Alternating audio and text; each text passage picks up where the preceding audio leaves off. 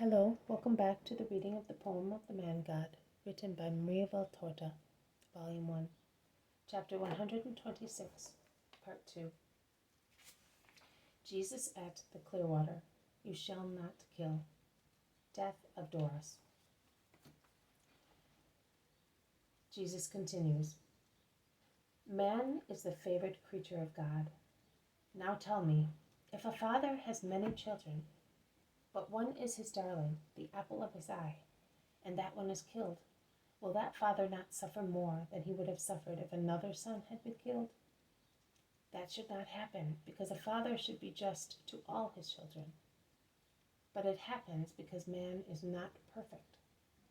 God can do so with justice, because man is the only creature amongst all created things who has a spiritual soul in common with his Creator Father, an undeniable sign of his divine paternity. If one kills the son of a father, does one offend only the son? No. One offends also the father. One offends the son in his flesh, and the father in his heart. Both are wounded. By killing a man, does one offend only the man? No. Also God.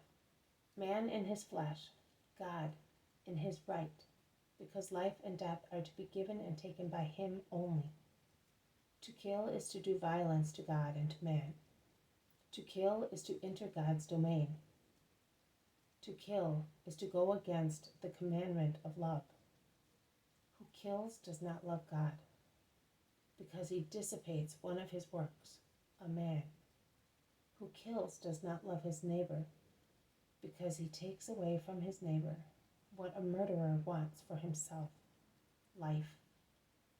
I have thus replied to the first two questions. Where did I strike? One can strike in the street, in the house of the person assaulted, or by alluring the victim to one's own home. One can strike either one or another organ, causing a more severe pain, or committing two homicides in one by striking a woman whose womb is bearing its fruit. One may strike in the street, unintentionally. An animal that gets out of our hands may kill a passerby, in which case there is no premeditation. But if a man, armed with a dagger and wearing refined, dissembling clothes, goes to the house of his enemy, and often an enemy is a person whose only fault is to be better, invites him to his own house under the pretext of honoring him, and then cuts his throat and throws him into a well, then there is premeditation, and his guilt is complete in malice, ferocity, and violence. If I kill a mother and her child, then God will ask me to account for two deaths, because the womb that gives birth to a man according to the commandment of God is sacred, and sacred is the young life that grows within it, to whom God has given a soul. By which means did I strike? In vain, one says, I did not intend to strike. If he went armed with an accurate arm, in a fit of anger also one's hand may become a weapon, or a stone picked off the ground, or a branch taken from a tree. But who inspects his dagger or an axe with cold determination, and sharpens it, if he thinks that it is not sharp enough, then conceals it safely on his body, so that although it is not seen, it may be easily grasped, and being thus ready goes to his enemy, cannot certainly say, I did not intend to strike. Who prepares a poison, picking poisonous herbs and fruits, makes a powder or drink with them, which he then offers to the victim as spices or as cider, cannot certainly say, I did not want to kill. And now listen, you women, tacit, unpunished murderesses of so many lives. It is also murder to detach a fruit that is growing in a womb, because it is of a guilty seed, or because it is an embryo which is not wanted, being a useless burden to your bodies and your wealth. There is only one way not to have that burden, by being chaste. Do not join homicide to lust, violence to disobedience, and do not think that God does not see, simply because man does not see. God sees everything and remembers everything. You ought to remember that too. Why did I strike? Oh, for how many reasons. the sudden mental turmoil which causes in you a violent emotion, such as finding your nuptial bed polluted, or a thief at home, or a dirty fellow intent on doing violence to your young daughter. The cold, premeditated planning to get rid of a dangerous witness, of someone who encumbers your way, or of someone at whose position or purse you aim. Those are some of the many reasons.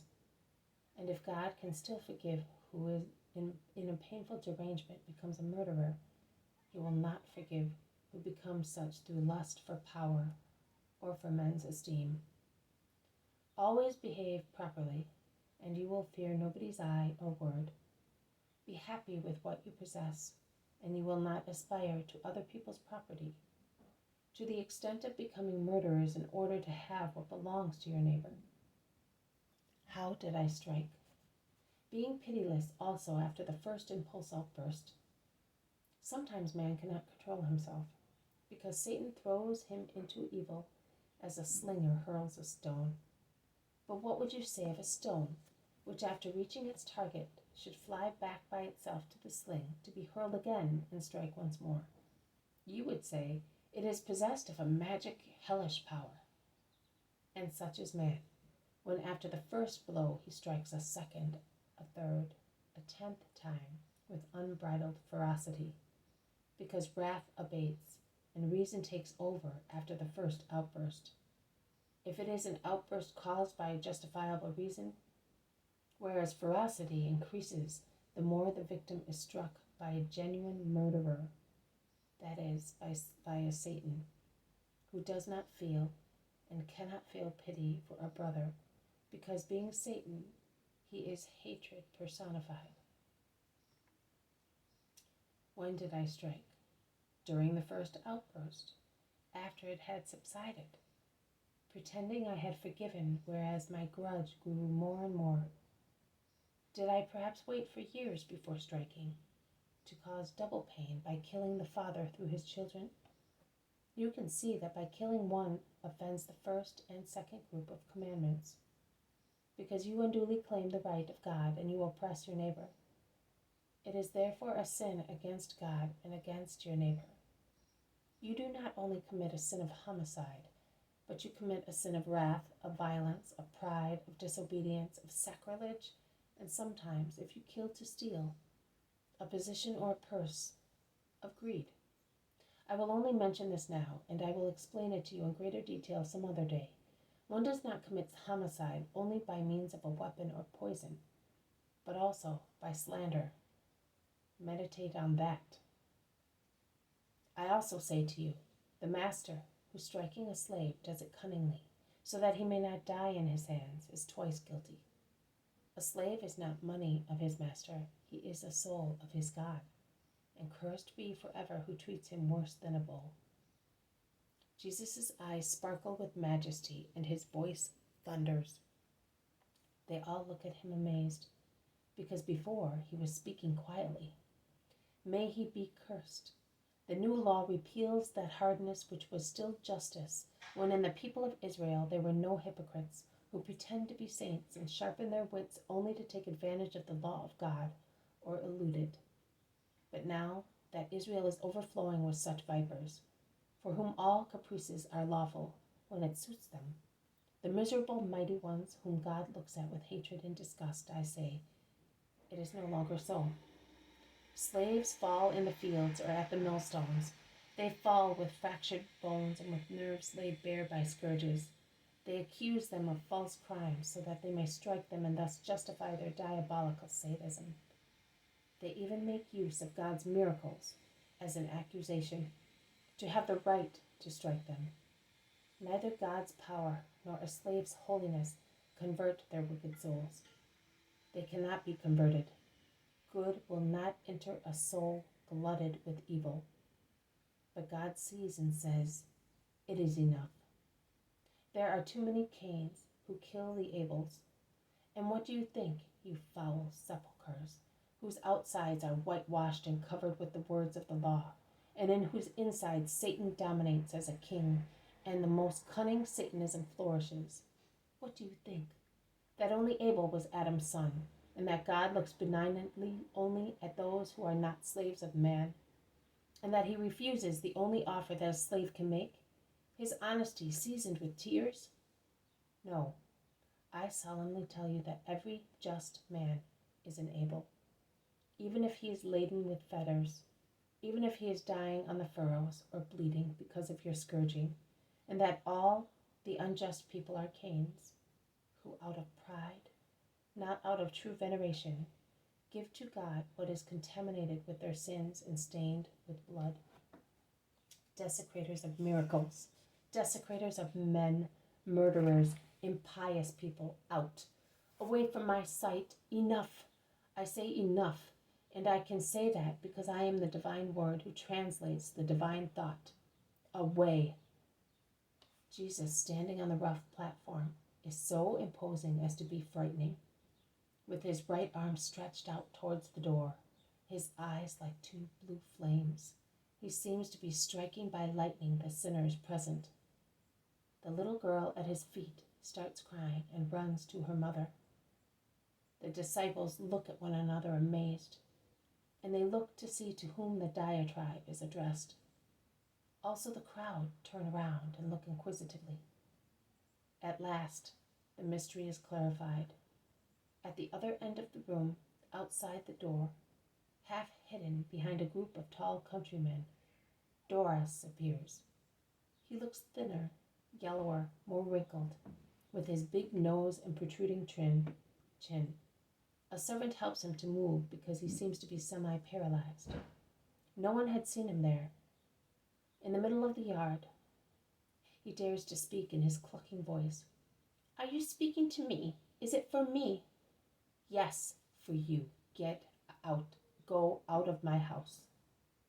I am going out, but I will soon have a reckoning with you. Don't worry. Soon? At once. The God of Sinai, as I told you, is waiting for you. And you too, baleful fellow, because you are the cause of my infirmity and of the noxious animals in my land. I will see you again, and it will be a joy for me. Yes, and you will not be wishing to see me, because I will be your judge. Curse! He gropes, he mumbles, and falls. He is dead, shouts his servant. The master is dead. May you be blessed, Messiah, our avenger. Not I, but God, the eternal Lord. Let no one be contaminated. Only the servant is to see to his master, and be kind to his body. And you all, his servants, be good. Do not rejoice out of bitter hatred, because he has been struck, so that you may not deserve to be condemned. May God and just Jonah be always your friends, and I with them. Goodbye. But did he die by your request? Asks Peter. No. But the Father came into me. It is a mystery that you cannot understand. It is enough for you to know that it is not right to strike God. He avenges himself by himself. Then, could you not tell the Father to let all those who hate you die? Be quiet. You do not understand what your mentality is. I am mercy and not revenge. The old man, the head of the synagogue, comes near and says, Master, you have answered all my questions, and light is in me. May you be blessed. Come to my synagogue. Do not refuse an old man your word. I will come. Go in peace. The Lord is with you. While the crowds go away very slowly, it all ends. This has been a reading from the poem of the Man God, written by Maria Valtorta, Volume 1, Chapter 126, Part 2, Jesus at the Clearwater, You Shall Not Kill, Death of Doras. Thank you for listening. I will see you tomorrow. May God bless you, and may peace be with you.